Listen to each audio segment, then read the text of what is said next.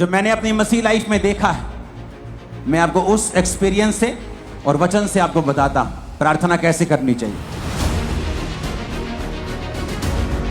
सीधा डायरेक्ट प्रभु यीशु मसीह का वचन है। आज बड़े ध्यान से इस प्रार्थना को, इस वचन को सुनना। अगर आपने सुना और माना, लाइफ सेम नहीं होगी, उत्तर आएंगे, आपकी लाइफ रिलीज होगी, शैतान से डिलीवरेंस होगी, हर तरह से आप ऊंचा जाएंगे। आमीन खड़कने वाला चाहिए जरा। अपने हाथों को उठाओ। जो कुछ आज मैं सुनता हूं, मैं उस पे फलों को लाकर अपने परमेश्वर को खुश करूंगा प्रभु यीशु मसीह के सामर्थी नाम में। जोर से तारीफ करो, जितने हाथों में ताकत है, जोर से। लूका 6 उसकी 12 और 13 आयत को हम पढ़ेंगे। उसमें लिखा है कि उन दिनों में वह पहाड़ पर प्रार्थना करने के लिए गया और परमेश्वर से प्रार्थना करने में सारी रात बिताई। जब दिन हुआ तो उसने अपने चेलों को बुलाकर उनमें से 12 चुन लिए और उनको प्रेरित कहा। बाइबल कहती है प्रभु यीशु मसीह ने सारी रात प्रार्थना की।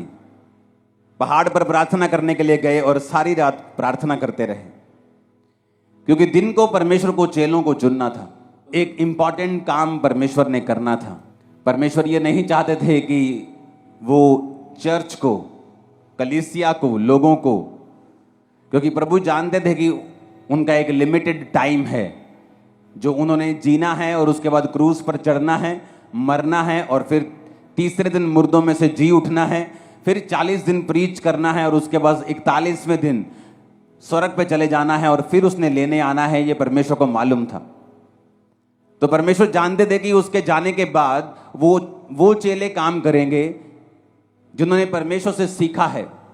इसलिए अगर आप बाइबल को ध्यान से पढ़ेंगे तो परमेश्वर ने कुछ महीने ही लोगों के साथ उनको चंगा करते हुए और उनको प्रीच करते हुए बिताए। कुछ लोग 34 दिन कहते हैं, हम 2 महीने भी लगा लें। और बाकी के 3.5 साल उसने चेलों को ट्रेंड करने के लिए, चेलों को सिखाने के लिए बिताए, क्योंकि परमेश्वर ये जानते थे कि अब ये मेरा सुसमाचार चेले आके लेके जाएंगे। तो परमेश्वर ये जानते थे कि मैं चर्च को कमजोर लीडर ना दूं, डाइवर्टेड लीडर ना दे दूं, शारीरिक अगुवे ना दे दूं, गलत अगुवे ना दे दूं। तो परमेश्वर ने अपने डिसीजन को सही करने के लिए सारी रात प्रार्थना की। लेकिन आज का विश्वासी जब पता है कि सुबह एक बड़ी अच्छी डील करने के लिए जाना है, रात को वो मोबाइल पे लगा होता है और 2 बजे व्हाट्सएप चला के, फेसबुक चला के, सारे दोस्तों को इंस्टाग्राम पे चेक करके फिर वो सोता है और फिर लाइफ में गलतियां करता है और फिर इल्जाम दूसरों पे डालता है। यार ये बंदा गलत मिल गया लाइफ, यार मेरा पार्टनर गलत मिल गया, बिजनेस पार्टनर सही नहीं मिलिया मैनू, यार मैनू उन्हें धोखा दे दिता। जीसस जानते थे कि अपना फेलियर किसी के ऊपर डालने के बजाय ये अच्छा है कि मैं सारी रात परमेश्वर से प्रार्थना करूं और परमेश्वर से अगुवाई को मांगूं और अपने डिसीजंस के ऊपर परमेश्वर की अगुवाई को लूं, ताकि मैं कोई भी गलती ना करूं। हालांकि उन 12 चेलों में से एक व्यक्ति शैतान था, यहूदा इस्करियोती, लेकिन वो भी परमेश्वर की इच्छा के नीचे ही था कि उसका चेला ही उसे पकड़वाएगा। उसका प्रेम करने वाला, उसको चुंबन देने वाला, किस करने वाला चेला ही उसे पकड़वाएगा। लेकिन आज कितने विश्वासी हैं जो अपनी लाइफ के इंपॉर्टेंट डिसीजंस लेने हो तो वो प्रार्थना के साथ जाते हैं। आपके बच्चों को कौन से स्कूल में डालना है, ये प्रार्थना का विषय है।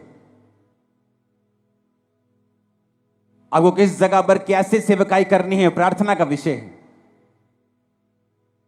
इस सेवकाई को करने से पहले, इस सेवकाई को शुरू करने से पहले मैं लंबी लंबी रातों प्रार्थनाओं में रहा हूं कि मुझे किस तरह से शुरुआत करनी है, कहां करनी है, मुझे कुछ मालूम नहीं था।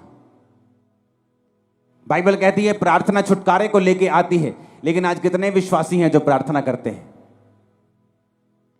अक्टूबर महीना एक बहुत स्पिरिचुअल महीना है और सबसे इंपॉर्टेंट महीनों में एक है आप लोगों के लिए। मैं आपको बता रहा हूं स्पिरिचुअली, मैं इसमें डिटेल में नहीं जाना चाहता, लोग जादू और टोनों के नीचे रहते हैं इन महीनों में, लेकिन इन्हीं महीनों में परमेश्वर का आत्मा भी आपकी लाइफ में बड़े काम करना चाहता है। बहुत लोग ये जानते हैं कि प्रार्थना करने से वो छूट जाएंगे, लेकिन जब भी वो प्रार्थना करने के लिए बैठते हैं, शैतान पूरी तरह से उन पे फाइट करता है। आपके परिवार के बीच से होके, आपके शरीर के बीच से होके, इच्छाओं के बीच से होके, आपको जब प्रार्थना करने का समय होता है, हर तरह के नेगेटिव ख्याल आपके मन में आता है, हर तरह का अविश्वास आपके मन में आता है। तो मैं भी ये क्वेश्चन करना चाहता हूं कि जब आप प्रार्थना करने के लिए बैठते हैं तभी ऐसा क्यों होता है? आप टीवी देखने के लिए बैठते तब ऐसा क्यों नहीं होता? जब आप प्रार्थना करने के लिए बैठते हैं तभी अविश्वास मन में क्यों आता है? तभी शैतान मन में क्यों आता है? तभी नेगेटिव बात मन में क्यों आती? तभी पाप मन में क्यों आता है? क्योंकि शैतान को मालूम है प्रेयर में छुटकारा है। उसको पता है कि प्रेयर के द्वारा ही आप अगले लेवल तक जा सकते हो। उसको पता है कि प्रेयर के द्वारा ही आप ऐसे डिसीजन ले सकते हो जो आप अपने दिमाग से कभी नहीं ले पा रहे थे। क्योंकि उसको पता है कि जब आप प्रेयर करेंगे तो परमेश्वर आपकी स्पिरिट में आपकी अगुवाई करेगा। झट से आपको अंदर एक लाइट की तरह जगता है, जैसे लाइट जगती है ना एकदम कमरे में, वो मोमेंट एक लाइट की तरह होता है। जस्ट आपकी स्पिरिट में ऐसे आता है लाइट की तरह, और आपको मालूम होता है कि परमेश्वर ने आपसे बात की है।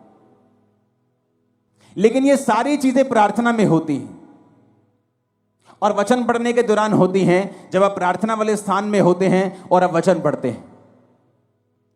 आप जानते हैं बाइबल में लिखा है कि प्रभु यीशु मसीह के कोड़े खाने से आप लोग चंगे हुए।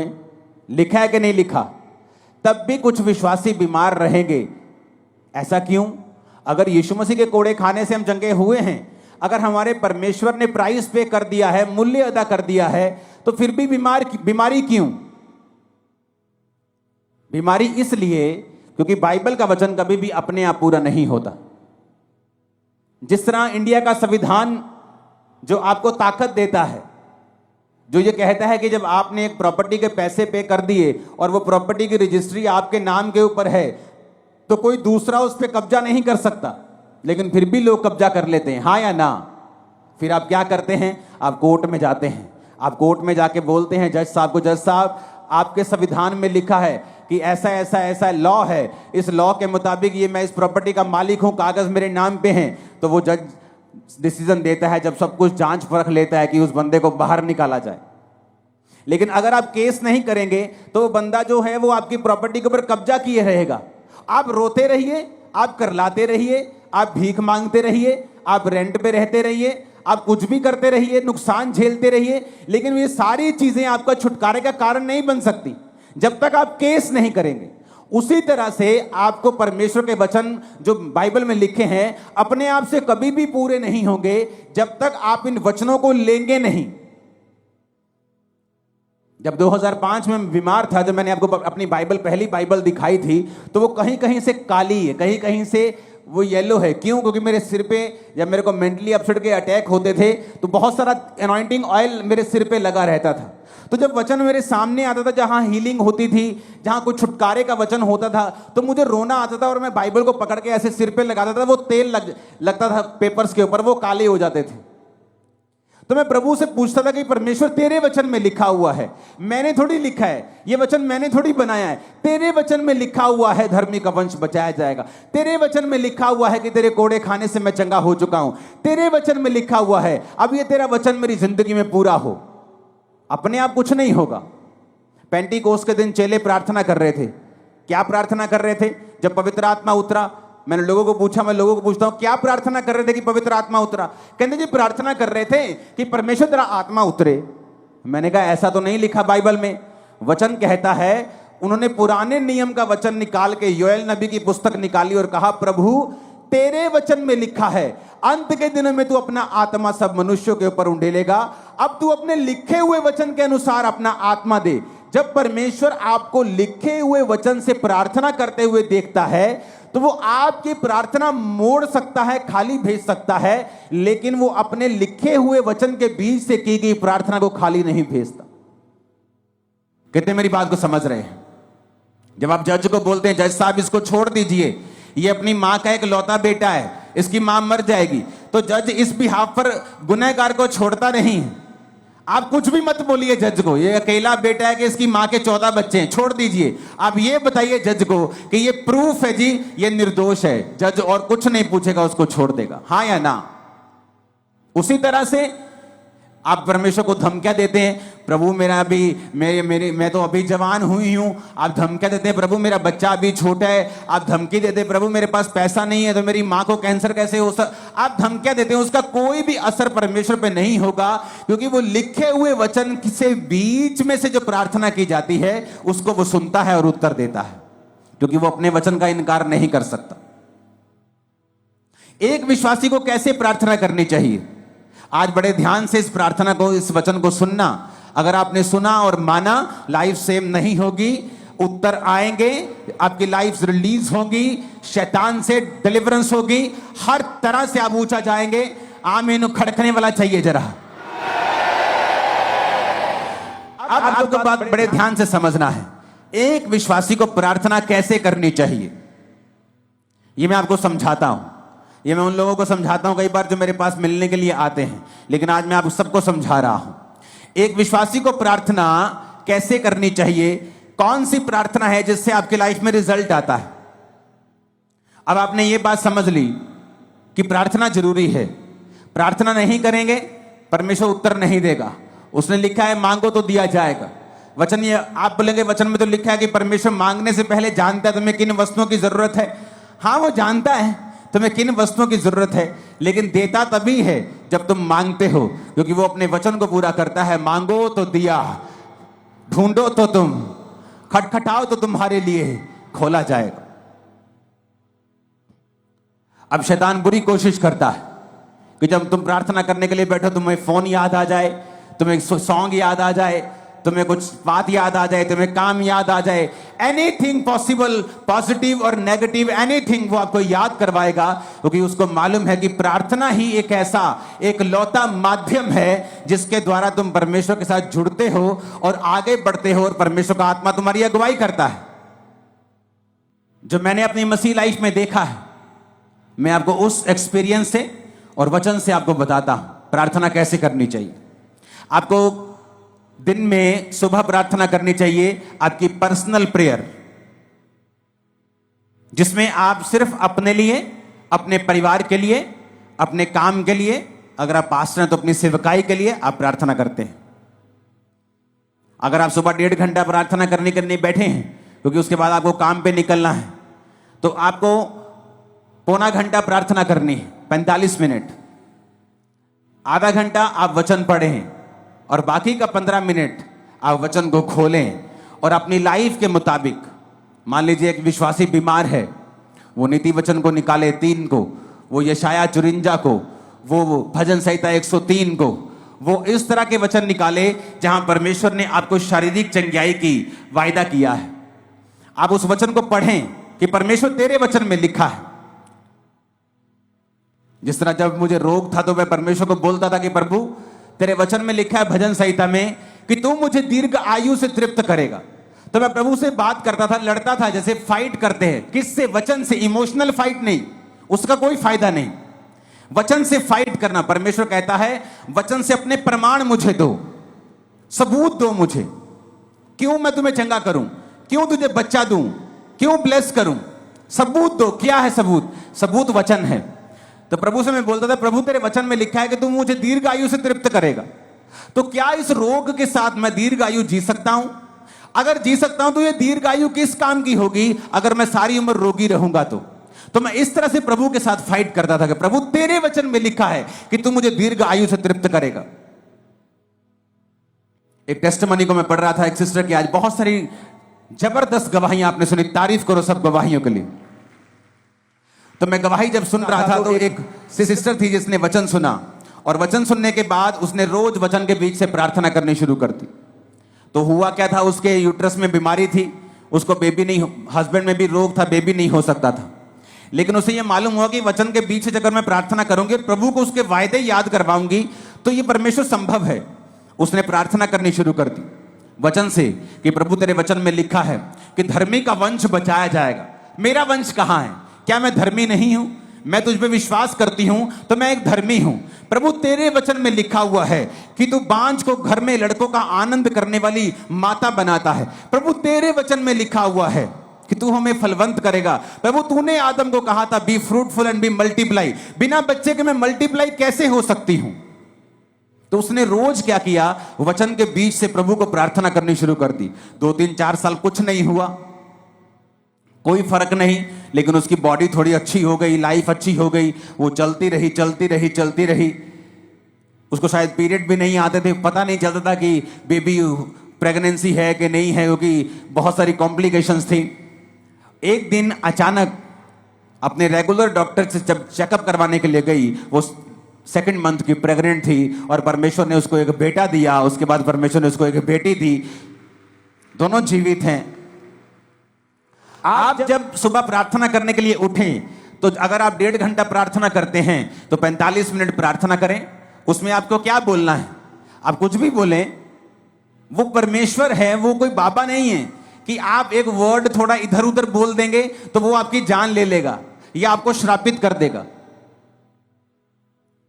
एक छोटा बच्चा जब अपनी मां के पास आता है और 1 साल का होता है और बोलता नहीं पूरा, या मामा मामा जा जा ऐसे करता है, तो उसकी मां उस गुस्सा नहीं करती। उसकी मां पहचान लेती है इसको क्या चाहिए, इसको दूध चाहिए, इसको खाना चाहिए, इसको दाल का पानी चाहिए, इसको वॉशरूम आया है, वो पहचान लेती है। आपका पिता भी ऐसा है, आपका हेवनली फादर भी ऐसा है। जब आप 45 मिनट प्रार्थना में बैठेंगे तो उसका थैंक्स करें, उसकी वर्शिप करें, उसको शुक्र कहें, सब बातों के लिए उसका थैंक्स करें, आप उसके साथ बात करें। वो आपका पिता है, वो बाबा नहीं कि आपको मार देगा। आपको 2 चीजें गलत पढ़ देंगे तो वो आपको कत्ल कर देगा या आपको श्रापित कर देगा, ऐसा नहीं है। लेकिन वो ऐसा परमेश्वर भी है जो ये कहता है कि अपना प्रमाण मुझे दो, जो ये चाहता है कि उसके बच्चे एक्टिव रीति से ये जाने कि वचन में क्या लिखा है और वचन में कौन सी चीजें हैं, क्या अधिकार हैं हमारे पास वचन के बीच से जो हमें इस्तेमाल करने हैं। तो जब आप सुबह प्रार्थना करने के लिए 45 मिनट उठे और आपने प्रार्थना की, आपने थैंक्स किया, आपने वर्शिप की, आपने प्रभु का थैंक्स किया, 45 मिनट हो गए, आपने आधा घंटा बाइबल पढ़ी। अब अगले 15 मिनट, आधा घंटा बड़ा इंपॉर्टेंट है। उसमें क्या करना है? वचन निकालना है जो आपकी लाइफ से संबंधित है। आपको हीलिंग चाहिए, हीलिंग के वचन निकालें। आपको बच्चा चाहिए, उस बच्चे के वचन निकालें। जहां परमेश्वर ने आपको वंश आशीषित करने का आपको वायदा किया है, परमेश्वर ने कहा वो व्यक्ति जो परमेश्वर की इच्छाओं पर चलेगा और उससे उसका डर मानेगा, परमेश्वर उसको उसी मार्ग में चलाएगा जिससे वो प्रसन्न होता है, उसका वंश पृथ्वी पर पराक्रमी होगा। तो परमेश्वर कहते तुम्हारे बच्चे जो होंगे पृथ्वी के ऊपर पराक्रमी होंगे, बड़े बड़े काम करने वाले होंगे, डरपोक बच्चे नहीं होंगे। तो आप इस वचन का फायदा उठा सकते हो। अगर आपके बच्चे डरपोक है तो, अगर आपके बच्चे अनसक्सेसफुल है तो, कम पढ़ते हैं तो, समझ नहीं आती कि प्रभु तेरे वचन में लिखा है कि तेरा वंश पृथ्वी के ऊपर पराक्रमी होगा, मेरे बच्चों को पराक्रमी बना, मेरे बच्चों को एक्सीलेंट बना, मेरे बच्चों को ब्लेस कर। हर एक चीज के लिए बाइबल में परमेश्वर का वायदा है, वचन है। आप अपने मोहल्ले में क्रिश्चियन हैं, आप एक छोटा मोटा बिजनेस करते हैं, आप अगर वचन को जानते होंगे आप उस वचन को निकाल लेंगे। प्रभु तेरे वचन में लिखा है, तूने कहा है कि तू मुझे सब जातियों से श्रेष्ठ करेगा, सब दूसरी जातियां अन्य जातियों से तू मुझे श्रेष्ठ करेगा। प्रभु मैं प्रार्थना करता हूं, मैं अपने टाइट को भी बोता हूं, मैं आज प्रार्थना करता हूं, मुझे सबसे श्रेष्ठ बनना है, मुझे बेस्ट बनना है अपने बिजनेस में, अपनी लाइफ में मुझे बेस्ट चाहिए। आप बेस्ट होंगे अगले 7 सालों के अंदर। लेकिन क्या आपने वो मांगा? नहीं, आपने मांगा नहीं। आप चाहते हैं हो, आप विश करते हैं प्रभु मुझे हील कर दे।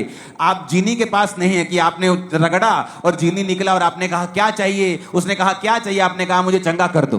परमेश्वर कहता मांगो तो दिया जाएगा, अपने प्रमाण दो, अपना मुकदमा लड़ो। आज लोगों को इतना भी मालूम नहीं है कि जो उन्हें चाहिए बाइबल में कहां लिखा है। कुछ का बहाना है वो तो अनपढ़ है। आज अगर तुम्हारी बहन वेस्टर्न यूनियन में 10,000 रुपए भेज दे इंग्लिश में लिख के, तुम भाई साहब 15 मिनट में पैसे निकाल के ले आओगे। तुम्हें पता है किससे पढ़वाना है, किसको 10 रुपए का लालच देना है, किस पोते को बोलना है, किस पोती को बोलना है 100 रुपए देके और पैसे निकलवा के लेके आने। लेकिन जब बाइबल पढ़ने का समय आता है, आपको ट्यूशन रखनी चाहिए अगर आप अनपढ़ है तो। 2 महीने में बाइबल पढ़नी सीखो, खुद समझो बाइबल में कहां कहां वो वचन लिखे हैं जो आपको जरूरी चाहिए, जो आपके लिए एक हथियार की तरह काम करेंगे। ऊंची आवाज में हालेलुया बोलो जरा। अगर आप प्रार्थना नहीं करेंगे, इसका मतलब आपने प्रभु से मांगा नहीं। आपने मांगा नहीं, आपने पाया नहीं। उसने कहा मांगो तो दिया जाएगा। तो मेरी प्रार्थना कैसे होती थी? सुबह जब प्रार्थना करो तो मैं लिखे हुए पॉइंट्स के साथ प्रार्थना करता, मुझे ये चाहिए, वो पॉइंट लिखना, उस पॉइंट के हिसाब से वचन निकालना और प्रभु को कहना, प्रभु तेरे वचन में लिखा हुआ है, मैंने नहीं लिखा, तूने लिखा है, तूने लिखा है अपने वचन में, इस वचन को परमेश्वर मेरी लाइफ में पूरा कर। वचन के साथ 15 मिनट के लिए लास्ट प्रार्थना करना, वचन से परमेश्वर को याद करवाना। अगर आपको कोई सीरियस प्रॉब्लम है तो उसके बाद आप शाम को प्रार्थना करें फिर 1.5 घंटा, और उसके बाद सेम वही प्रार्थना रात को करें 1.5 घंटा। अगर आप ठीक हैं, आपकी लाइफ में ओके है, आप ब्लेस्ड हैं, आप 1 घंटा 1 घंटा 1 घंटा आप 3 बार प्रार्थना करें रोज। सुबह 1 घंटा, शाम को 1 घंटा, रात को 1 घंटा। आप शाम को 1 घंटा नहीं दे सकते, आप काम, बिजनेस वूमन है, आप काम करने जाती हैं, आप एक बिजनेसमैन हैं, तो आप सुबह को 1.5 घंटा, रात को 1.5 घंटा परमेश्वर को दें। अपने दिन की शुरुआत प्रार्थना से करें, रात का अपना दिन का अंत प्रार्थना से करें। आप परमेश्वर को लिखे हुए वचनों से बताएं कि आपको क्या चाहिए, अपने पॉइंट्स को लिख कर रखें, उन पॉइंट्स के हिसाब से बाइबल के वचन निकालें और फिर परमेश्वर को उन वचनों से बताएं कि परमेश्वर मुझे ये चाहिए क्योंकि तेरे वचन में ये लिखा हुआ है। अगर आप अपना मुकदमा नहीं लड़ेंगे, अगर आप अपना मुकदमा पेश नहीं करेंगे, आप वचन के बीच से होकर लड़ाई नहीं करेंगे तो आपको नहीं मिलेगा।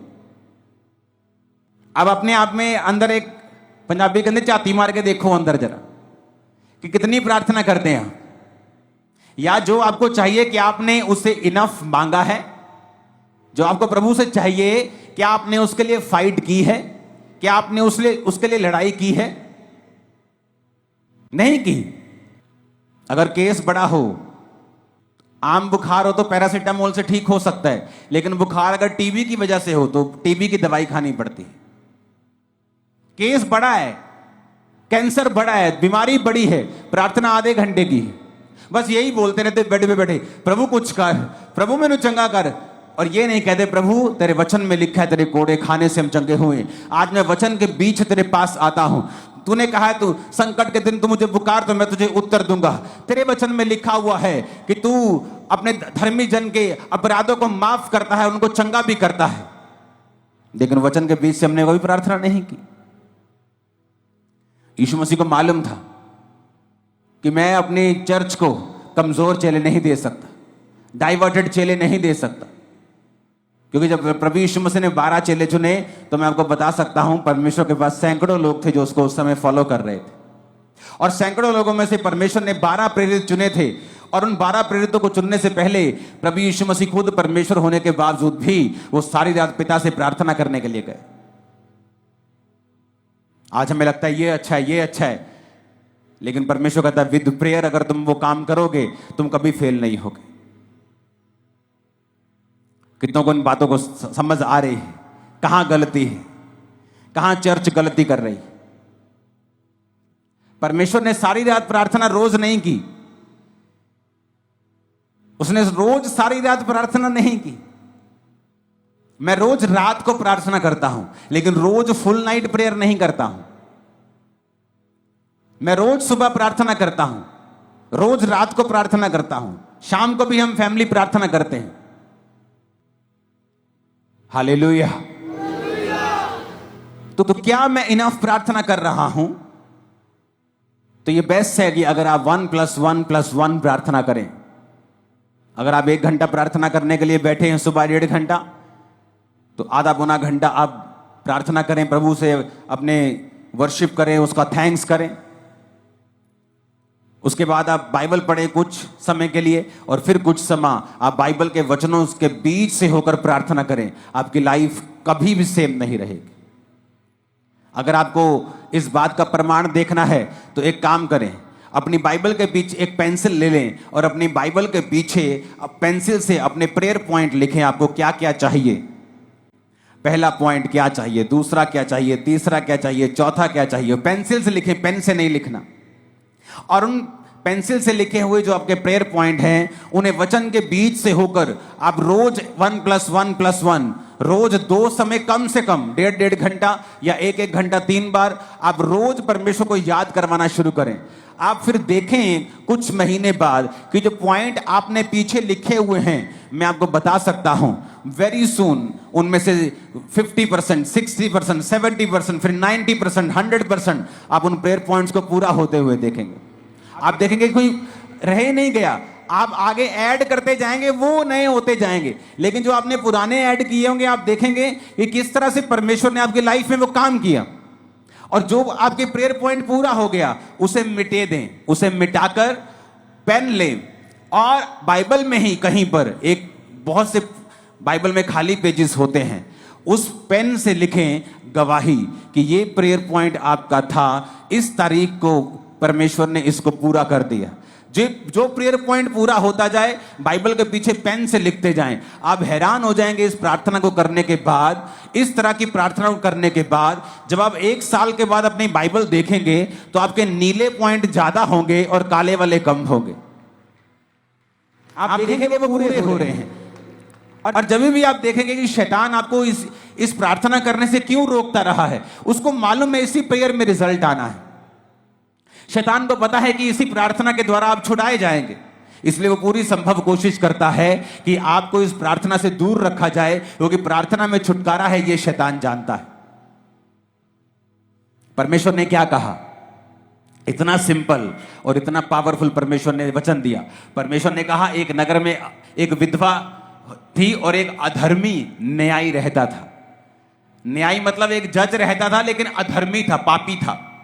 तो विधवा बार बार उसके पास जाकर बोलती थी मेरा न्याय चुका और मुझे मुद्दई से बचा, मुझे इस फलाने बंदे से बचा, मेरा न्याय कर। तो बाइबल कहती है, परमेश्वर कहता कि वो अधर्मी, वो पापी न्यायी क्या सोचता है कि ये विधवा आकर बार बार मेरे नाक में दम ना कर दे, इसलिए मैं इसका काम कर देता हूं। तो परमेश्वर ने कहा सुनो वो अधर्मी क्या कहता है। अब जो व्यक्ति दिन रात परमेश्वर के नाम की दुहाई देता है, परमेश्वर ने कहा क्या मैं उसका न्याय नहीं करूंगा? जो व्यक्ति दिन रात मेरे नाम की दुहाई देता है, क्या मैं उसका न्याय नहीं चुकाऊंगा? क्या मैं उसकी प्रार्थना नहीं करूंगा? ये कौन कह रहा है? सीधा डायरेक्ट प्रभु यीशु मसीह का वचन है ये। प्रभु यीशु मसीह अपने मुंह से अपने लोगों को समझा रहे हैं कि एक विधवा बार बार जाने से एक पापी बंदे से न्याय ले सकती है। तो प्रभु कहता है कि अगर तुम मेरे पास दिन और रात मेरे नाम की दुहाई दोगे, मैं तुम्हारा न्याय क्यों नहीं करूंगा? मैं तुम्हें क्यों नहीं छुड़ाऊंगा? मैं क्यों तुम्हारी प्रार्थना का उत्तर नहीं दूंगा? मैं क्यों तुम्हें नहीं बंधनों से आजाद करूंगा? पर कंडीशन क्या है? अगर वो दिन रात मेरे नाम की दुहाई दें। आप एक दिन प्रार्थना करेंगे सुबह, आपने प्रार्थना की प्रभु तेरे वचन में लिखा है धर्मी का वंश पराक्रमी होगा। प्रभु अपने बच्चों के लिए प्रार्थना करता हूं, अपने लिए हीलिंग के लिए, डिलीवरेंस। आप प्रार्थना करते हैं वचन के बीच, आप वही प्रार्थना फिर शाम को करते हैं, वही प्रार्थना फिर आप रात को करते हैं, फिर सुबह, फिर दोपहर, फिर शाम, फिर रात, फिर सुबह, फिर शाम, फिर रात, फिर सुबह, फिर शाम। परमेश्वर को आप दुखी कर देंगे और वो जवाब देगा। वो अपने वचन का इनकार नहीं कर सकता, वचन को डिनाई नहीं कर सकता। अगर आप वचन के बीच से उससे लड़ेंगे, वो आपको उत्तर देगा। याकूब को भी यह बात मालूम थी। याकूब को पता था कि उसका भाई उसे मारने के लिए 400 बंदे लेके आ रहा है। क्या लिखा वचन में? उसने सब परिवार को नदी के पार कर दिया। अपने 11 जितने बच्चे थे उसके उस समय तक, उन 11 बच्चों को, उन पत्नियों को, उन भेड़ों बकरियों को, सबको आगे कर दिया और रात अकेला रह गया। और क्या करता रहा? लिखा वो स्वर्गदूत के साथ रात भर लड़ता रहा। कैसे लड़ता रहा? शरीर के साथ नहीं। आप प्रभु से नहीं लड़ सकते, जा मैं तेनू नहीं मानता, जा मैं हूं प्रार्थना, आप ऐसे नहीं लड़ सकते। आप वचन से लड़ सकते। प्रभु तेरे वचन में लिखा है कि नहीं लिखा? तेरे वचन में लिखा है ना, तो ये मेरे जीवन में पूरा कर। तेरे वचन में लिखा है, मैं बांझ कैसे रह सकती हूं? क्योंकि तूने कहा है कि धर्मी तू बच, तेरा घराना बचाया जाएगा। तेरे वचन में लिखा है गर्भ का फल यहोवा के और से दिया हुआ प्रतिफल है। तेरे वचन में लिखा है, तो मैं गर्भ के फल से कैसे रह सकती हूं? अब लड़ेंगे नहीं। तो बाइबल कहती है वो पूरी रात लड़ा और परमेश्वर के दूत ने कहा अब से तेरा नाम इज़राइल होगा। और उसके भाई का मन चेंज हो गया। जब वो भाई से मिला तो उसने उसे मारा नहीं। क्यों? क्योंकि प्रार्थना में वो सब बातों को जीत चुका था। प्रभु ने उससे वायदा किया था कि मैं तेरे वंश को ये करूंगा, तेरे वंश को वो करूंगा। तो वो क्या फाइट कर रहा था? प्रभु मैंने थोड़ी कहा था कि मेरे वंश को तू ब्लेस कर। तूने कहा था कि तेरे वंश में राजा पैदा होंगे। तूने कहा था कि तेरे वंश में ये होगा। तूने मेरे बाप, तूने मेरे दादा, तूने मेरे फलाने को ये कहा था। वो परमेश्वर से इस वचन से फाइट कर रहा था कि तेरा वचन कहता है, तेरा वायदा है, तूने कहा था कि मेरे दादा को, मेरे बाप को, मेरे दादा अब्राहम को तूने कहा था कि तेरा वंश ऐसा होगा। और तू जानता है परमेश्वर, मेरा भाई तुझ में नहीं है, एसाव तुझ में नहीं है, एसाव परमेश्वर में नहीं है। अगर वो परमेश्वर में होता तो कनानी लड़कियों से कभी भी शादी नहीं करता। मैं तुझ में हूं, मैं अपने दादा, अपने पिता का वंश हूं, मेरे वंश के साथ तेरा वायदा है। इस तरह से वो फाइट कर रहा था और परमेश्वर ने उसको सुना। जोर से हालेलुया बोलो जरा। आज से अगर ये प्रेयर शुरू की तो नीले पेन से लिखने के लिए जल्दी तैयार हो जाना। लिखना जरूर, आपको समझ आएगी मैं क्या कह रहा हूं। आप जब लिखना शुरू करेंगे पेंसिल से, जो आपको चाहिए, जो मिल गया उसे पेन से लिखेंगे, आपको रियलाइज होगा कि आपने परमेश्वर से कहीं अधिक पाया है। कितनी प्रार्थनाओं को परमेश्वर ने सुना है। आप भूल जाएंगे 3 साल में आज आपको क्या मिला था, लेकिन वो पेन से लिखा हुआ आपको याद करवाता रहेगा। उतना कॉन्फिडेंस आपका बढ़ेगा कि मुझे इस प्रार्थना से उत्तर मिले हैं, इस तरह से मुझे उत्तर मिला था इस समय, उस समय, फलाने साल। अगर उस साल में इतना फंसा हुआ था और मैंने इस रीति के साथ प्रार्थना की तो वो वचन तो सेम है, आज वो मुझे छुड़ाएगा जैसे उस समय परमेश्वर ने मुझे छुड़ाया था। तो वो सारी उम्र आपकी रक्षा करता रहेगा। इसलिए मैं कहता हूं अपनी बाइबल को ज्यादा चेंज मत करना। मेरी बाइबल का कवर कितनी बार फट जाता है, पेज फट जाता है, उसी को मैं चिपका लेता हूं। मेरे पास हजारों बाइबल पड़ी है,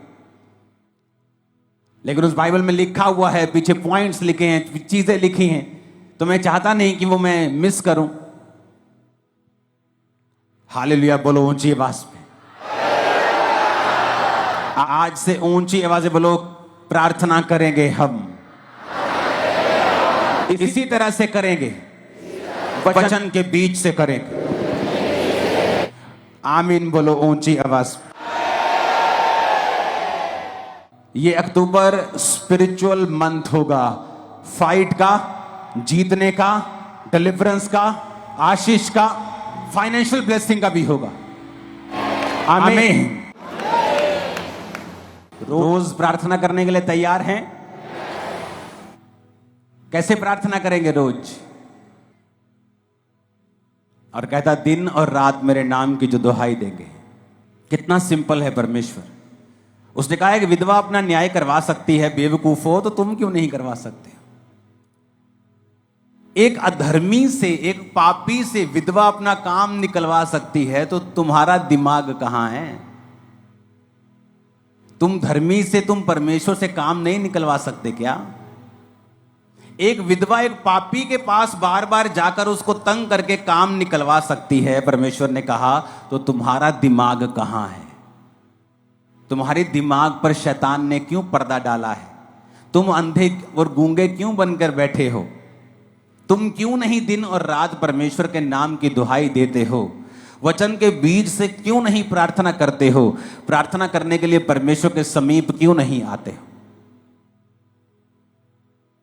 और ये एग्जाम्पल खुद प्रभु यीशु मसीह ने अपने मुंह से दी है।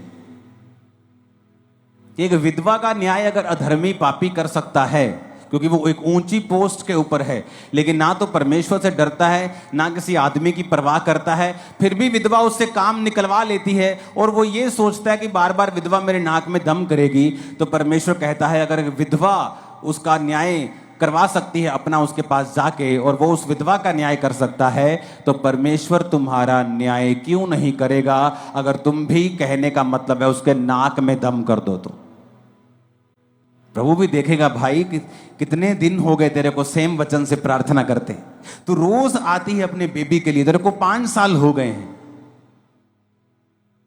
कब तक वो तुम्हारी प्रार्थना को अनसुना करेगा? वो तुम्हें जवाब देगा। तुम्हारी बाइबल का पिछला पन्ना उस नीली लाइंस के साथ भरा हुआ मैं देख रहा हूं, और तुम्हारी गवाहियों के साथ भरा हुआ देख रहा हूं यीशु मसीह के सामर्थी नाम में। परमेश्वर के गहरे वेदों को परमेश्वर के दास के द्वारा जानने के लिए और ऐसी और नई वीडियोस को देखने के लिए हमारे YouTube चैनल को सब्सक्राइब करें और साथ में बेल आइकन को प्रेस करें ताकि ऐसी और नई वीडियोस की नोटिफिकेशन सबसे पहले आप तक पहुंच सके। जुड़े रहें परमेश्वर की हजूरी के साथ। God bless you.